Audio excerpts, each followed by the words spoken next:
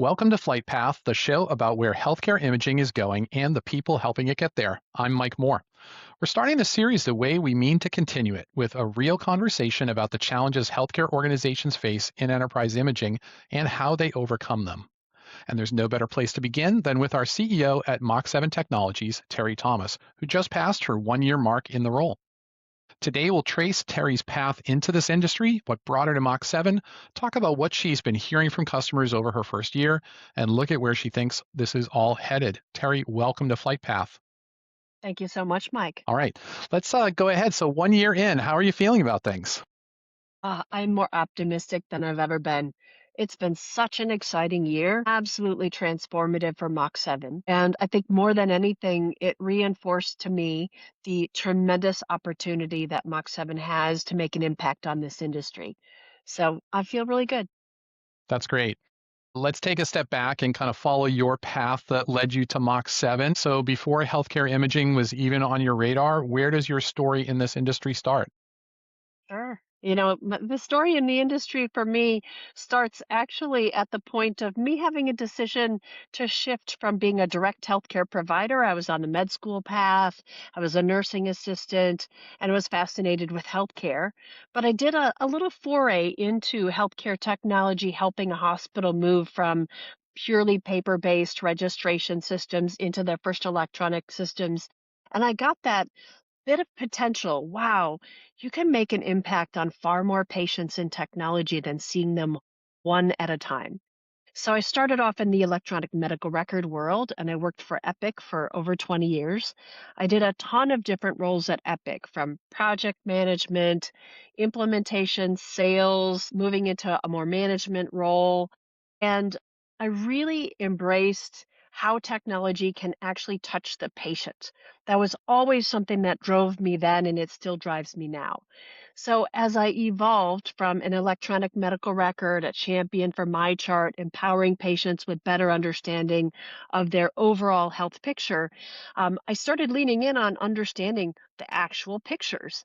And so, as I moved from Epic to Orion Health, digging in on interoperability and supporting HIEs and interface engines, to my CEO role with Volpara, which was really my entry point into imaging as an industry. It really impressed me with how a picture really is greater than 1,000 words. And in our industry, pictures are becoming more and more important in understanding what's going on with a patient.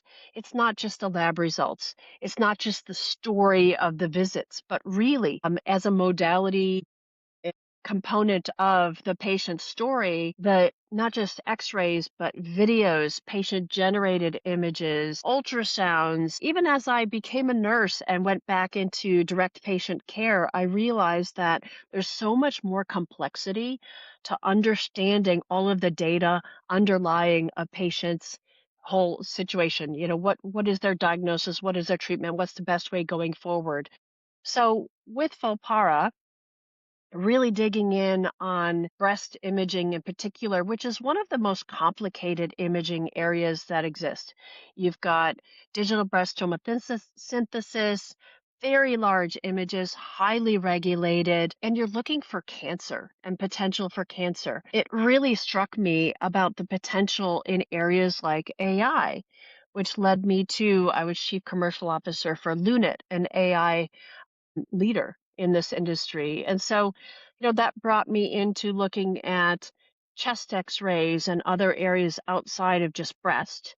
And again, full circle to that underlying driver of improving healthcare and improving the patient experience is what led me to be interested in Mach 7 as a company, and a company that is truly based on vendor neutrality and that potential to actually ingest all different types of images, make sense of them. And then, probably the most important thing is making sure that when a clinician is sitting there in the room with the patient, they have the most robust access to information about the patient that goes beyond just lab results, beyond traditional EMR, but all of those pictures that actually tell so much more of the story now than even 5 years ago.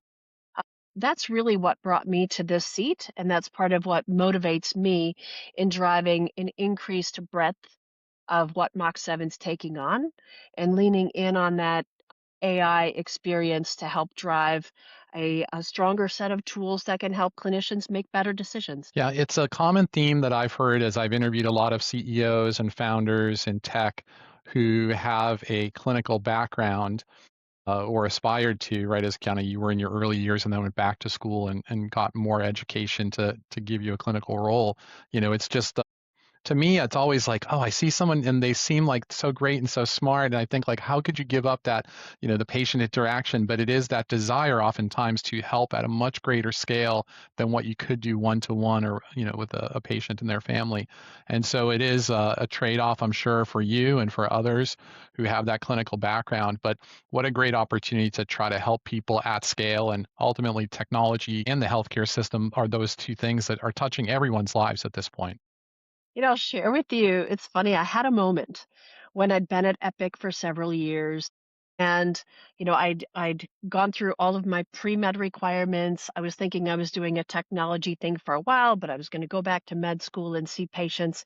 And my boss and my mentor, Judy Faulkner, she's a mathematician by background. And I remember her sitting down with me and doing the math. And she said, "All right, if a doctor sees somewhere around 4,000 patients in a given year, and how many patients do we think might be duplicate or repeat patients? How many lives do you think you would touch seeing patients one at a time?" And we came up with a number of maybe 10,000 if I was really busy. And then she pointed out to me that with just a couple of the bigger Epic customers, I was touching millions of patients in a given year. And man, that really had an impact on me. And even personally, when I looked at situations in my life where having access to comprehensive information could have made things better, did make things more challenging, like I directly saw the impact on patients of having access to information or not. I realized what we do actually does move the needle. And even if it's moves the needle a little bit, when you do it at scale, it actually changes healthcare. So the vendors really are we make a big impact, and it's our responsibility to keep coming back to the quality of care, the patient interaction, and the clinician experience in everything we do. And that's part of why the Mach 7 culture code starts with the customer is considered in every decision that we make. Yeah, which is so important. And I think, again, I said technology and healthcare touching all of our lives. Many of us have been patients, or we find ourselves at that level where, if we have children and we're trying to get the best care for them, or now many of us are in that age where now, we're acting as caregivers to our parents as they age and they run into more complicated medical scenarios. And so it is far reaching. But even in my own experiences, I've talked about on podcasts in the past, it was like working a little too hard at the gym a couple of years ago and herniated a disc and then needed, an MRI, right, to get that advanced, like, X-ray wasn't going to show anything, right? So now MRI imaging to then help guide and help confirm the diagnosis and develop the treatment plan. And when you're in that kind of pain, as I was with the sciatic pain, and not able to stand right, you're like it's a problem, and like you take things for granted in life, like being able to walk, like stand up and walk, out of your bed in the morning and kind of go about your day. So really, the imaging tools and what has been developed, the technology that's empowering that really is powerful, and being able to have that access for clinicians as well as patients, and through the care continuum. It is life changing. So let's kind of move into the Mach 7 chapter. You've been here for about a year now. You've met with probably every customer that we have at the company. What are some of the things that surprise you most about the conversations that you've had with customers? Boy, I wish I could have say I've met with all of our customers. I'm on a quest to doing that. I've traveled around and visited several of them in person and had lots of video calls with them. And one of the things that was interesting related to the evolution of the industry is as I was reaching out to some of these customers and saying, as a CEO, you are deriving what we do. You are central to our development and our strategy. I want to meet with you. Some of them said, we don't know where to meet with you. And I was a little bit puzzled by that. And I found that, first of all, some of our customers are teleradiology firms that actually are distributed all over the place. And a lot of the radiologists that use our software use it in their homes. So, one of the things that people love about Mach 7's universal viewer is it's zero footprint. It's really easy and fast to access images wherever people are. So people are using our software all over the place. I also reached out to one of our biggest customers and I said, I know you from the Epic days. Your headquarters is really close to my former home. I can drive right over. And the main people that we work with are distributed all over the US. They actually don't meet there at all. They're like, "Yeah, we have hospitals here," but the actual radiology work, the PACS admins, the people that are supporting making sure that those systems are available for their doctors are actually distributed all around the US. So that was one of the first surprises coming back from the EMR days and the pre-COVID days where you could fly to a customer headquarters, people were used to working together all in the same room, seeing each other on a day-to-day basis, that a lot of our customers, IT support, even leaders, even senior leaders are telecommuting across the country. So, I've got friends that live in Boston and do work in Minnesota. I had someone I knew that worked for a company based in Seattle, Washington, and their home was in Florida. And they would fly in periodically for key meetings, but mostly doing video calls, connecting with each other from all over the place. And that relates to Mach 7 structure as well. We've got three hubs, and we're going to add a fourth to make sure that we create space for our teams to be able to connect with each other and have those really important face to face meetings. But also, we've got a somewhat distributed workforce that I'm encouraging to get out and spend time with the customers, especially the customers in their areas. Because I think one thing that was a gift from COVID was creating the ability for people to connect via electronic video conferences like we do regularly, but to make sure that we don't lose the opportunity for those ever important face to face interactions. So I think that was one of my biggest surprises as I met with customers, but then also a balancing delight of hearing how much they love the flexibility of our zero footprint viewer. Well, I have to think too, the distributed nature of the workforce for health systems today. There's the benefit side of it, which is they can hire the very best that's available in the market, not just their local market, which I think when we all think about hospitals, we think very much about the local workforce, and there's a lot of those local workforce initiatives, workforce development, those kind of things. So being able to access the best, but I think it also puts a challenge to technology partners like Mach 7, where from a product roadmap, you need to think differently maybe about the distributed nature of their workforce and how you support. This is where, is it an on-prem? Is it a cloud? Is it a hybrid deployment? How do we support different scenarios? How do we serve things up so that speed, where patient lives could be on the line with some of the decisions that clinicians are making based on imagery, right? Like those are some of the things that I have to imagine that you talk about with the team on the product side and how we create those experiences and really curate it. Yeah, as a company, one of the areas that we differentiate ourselves and will be leaning in to do even more of that is the flexibility that we provide for our customers. So, sometimes people are like, oh, go to the cloud, but the cloud is basically somebody else's data center. It's not really that magical. It's not perfect. There's some uses for the cloud that are absolutely the best and appropriate. And yet, some of our customers told me as I was getting out there and interviewing them and asking them what they love about Mach 7 and areas for us to improve is that Mach 7 saved some of them in terms of they may have had a pack system that was in the cloud and there was some cloud downtime across some of our customers in the last year. And I had a customer give me probably the most positive call that I could imagine, where they said, we would have been on diversion if it wasn't for Mach 7.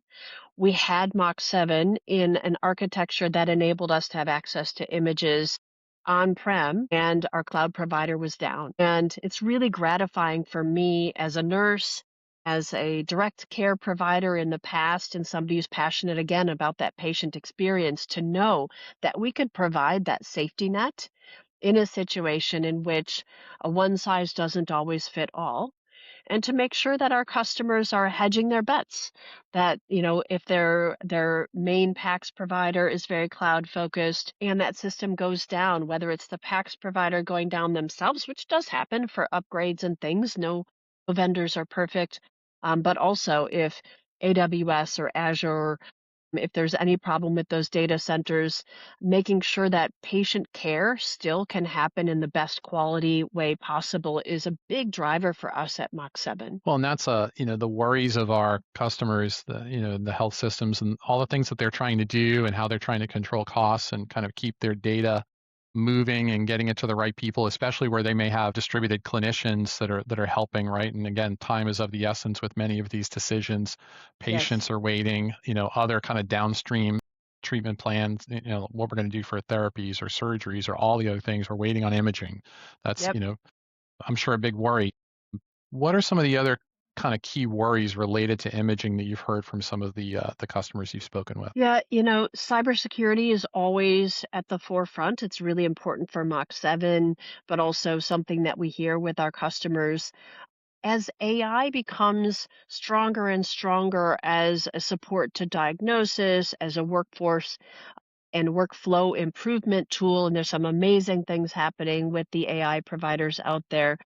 There's also that, every innovation tends to have a balancing negative that you have to watch out for. And so bad actors are more sophisticated. And so it's ever more important for our customers to know that the software they have in-house is safe and that they're, providing the best safeguards for their patient data. And, that's something that as CEO, I worry about on a day-to-day basis as well. So making sure that as a healthcare technology provider, we stay a step ahead. I'm proud of our cybersecurity stance, even how careful we are with our phishing attack simulations within Mach 7. It's the best I've ever seen in a technology company is what Mach 7 does. And I think it's critical to make sure that we have a workforce that's well educated. We've got technology that is being very, very careful about, what we might introduce internally, but also more importantly, the software that we release to our customers.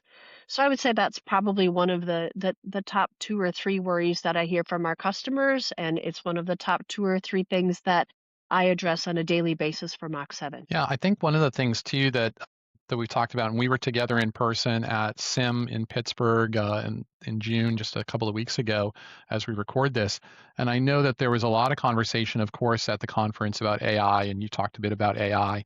And there's a notion that health systems are starting to get into around how they take their imaging data and use AI or potentially even monetize their data in the context of AI. Do you want to talk a little bit about that and what some customers are thinking about, not naming names, of course, but just kind of the general themes and what your thoughts are around that opportunity? Sure, absolutely. I embrace AI, and I think AI has enormous opportunity to improve healthcare. And, even coming into healthcare to begin with, I was amazed by the complexity of the human body and the complexity of this whole industry. And my first foray into health technology was driven by, wow, if anywhere computers can improve outcomes, it's healthcare. And so now I'm really excited to be at this point where I'm starting to see concrete evidence of that, not just more comprehensive information and better workflows, but moving from evidence-based medicine to medicine-based evidence, where we're actually analyzing and using the power of AI to create true new innovations.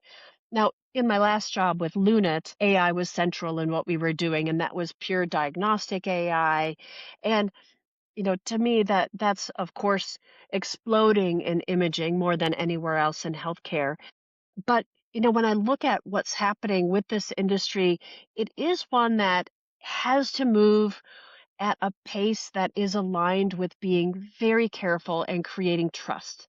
So the role of the FDA and the processes that AI vendors need to go through to ensure that the AI they provide is safe it's heavy, it's significant. So when I look at trends in the industry, and in particular, I do believe that for AI to work, you have to create AI that is at a level you can trust. and trust in AI is evolving. Even when I use AI and I double check, how do you make sure that for something life and death, like a patient record, is something that you absolutely 100% know is something that you can trust? And when you create AI models based on one patient population and apply them to a different patient population, the quality of the AI does go down. So when I look into the future and I look at the technology as it's accelerated in the last couple of years on healthcare organizations being able to apply AI specifically to their own populations, to create their own foundation models, to be able to test out and create something that's very unique to the care they provide, I think that's got massive potential, but it only works if healthcare organizations can actually access their data. Some of the imaging vendors in our industry don't make that very easy. Mach7 has a very stated goal of democratizing that data, making it liquid, making it usable, freeing it up for our customers to use the data, whether it's for clinical research, creating their own foundation models. And there is a play to be able to potentially monetize that data to help those AI vendors access enough data that they can create models that are valid and across a broad enough data set that the quality crosses a trust threshold that is sufficient for people to use them at more of a scale. AI is a little bit challenging in the diagnostic world because the danger is that it can slow down a provider if they have lots of different potential findings to address, many of which might be incidental or negligible, but you never know for sure. It can increase liability and exposure if a radiologist is presented with, say, 20 findings, of which they judge maybe one or two of them to be significant. If they don't address the others, and maybe there was a 2% chance that one of those other findings could turn into something, there's some fear. Is that going to increase people's malpractice exposure? Making sure that you find AI that has the right sensitivity and specificity adjusted to address those concerns, that it doesn't slow down the radiologist, doesn't increase their exposure, but is still safe, requires a data strategy that is really sophisticated. So we're in the early stages of this. There are lots and lots of AI algorithms that are now have gone through the FDA process, but we're still early in making sure that a healthcare organization is using AI consistently across a broad population that they know is trained on their population. So I do believe this is a potential to improve the quality of the healthcare we provide, but also something that Mach 7 is leaning into to offer to our customers a better way. Yeah, all kinds of exciting opportunities, especially when you think about the pattern recognition and being able to detect anomalies and have the AI kind of pre-screen images for findings and pull those up so that it's not making decisions on behalf of clinicians, right? There's always a human gate or a human in the loop. I hear both Mhm. expressions used these days, and appropriately so, but I think it's how we add those superpowers and help bring those things, even just like an intelligent work list, so that it's doing some screening and it knows which studies are coming up and looking at which ones need to be read sooner because of the emergent nature of the case or because of something that's been detected, and making sure that those get surfaced quickly. And the more that we can do in terms of improving access to care, improving patient outcomes, lowering the cost of healthcare, imaging plays a role in all of that, and provides a lot of opportunities there. Yeah, I want to lean in on that word sooner or speed. And speed is in the very name Mach 7. We are very, very focused on being nimble as a company, being nimble in terms of serving up images quickly to our customers. But I think looking at the pace of healthcare and the pressures on clinicians, being able to make sure that they can access all of the types of images that they need to make a decision, not just the one image they're pulling up, but what else is needed to understand that full clinical picture, is something that I think people underestimate the importance of. And, in an area where there's a lot of people talking about burnout, a lot of information fatigue, that concept of an intelligent work list and strong hanging protocols and accessing deeper EMR integration makes an impact on an individual user's ability to provide good quality care. But even double clicking slightly on this, I'll tell you a personal story that, it's even speed coming down to the situation of the patient that I myself embarrassingly got up out of a chair and slipped and fell and felt a pop. Thought I'd sprained my ankle. It got all, kind of swollen. I went to the primary care doctor, got a quick x-ray. They said, "Oh yeah, we think it's a bad sprain." And I was flying to Korea the next day. And so they said to me, "Yeah, elevated ISIP, but you're okay to fly. Don't think you need a cast. It's okay to start weight bearing as you tolerate it." And so I'm in Korea and I'm walking on crutches and just waiting and trying to put weight on it all the time. And 3 days later, I got a call from the radiologist. And they said, "We need you to come in and get a cast. You've broken it in two places." And of course, I'm in Korea and I'm far from the doctor. And in that case, I actually went to an AI provider and they said AI would have actually found that. And the capability for AI to be able to help a generalist function more like a specialist and get that answer back to that patient in time to put the cast on instead of missing that opportunity. And like I was in another country and the best I could do was get a boot and get back home. That speed makes an impact all over the place. Well, and I think many of us would say, Terry, even the crutches and a sprain is a good reason to postpone the trip. But we know that you are a multi-million mile achiever, which, your poor family. So, all right, let's wrap up with a final question here. Crystal ball time, 5 years into the future. What does enterprise imaging look like, in something that you don't see today? What do you think is going to emerge as something that 5 years from now will just be the norm? I think 5 years from now, the focus will be less on here is a user interface that is static that a radiologist or a nurse or any clinician uses where they have to be trained. You click here and this is where you find this and you go to this menu and this is the order of things and maybe here's some options where you could make some changes to it, but it's pretty kind of set and trained.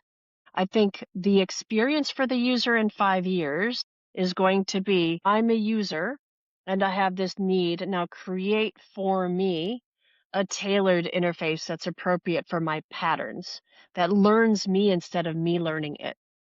And that's part of why Mach 7 is very focused on comprehensive data and creating an infrastructure that is trusted but quite flexible because in the end I expect interrogating our data will be an AI layer between what we provide and what the end user experiences. So AI will learn the user more than the user learns the software. That's what I expect we'll see in 5 years.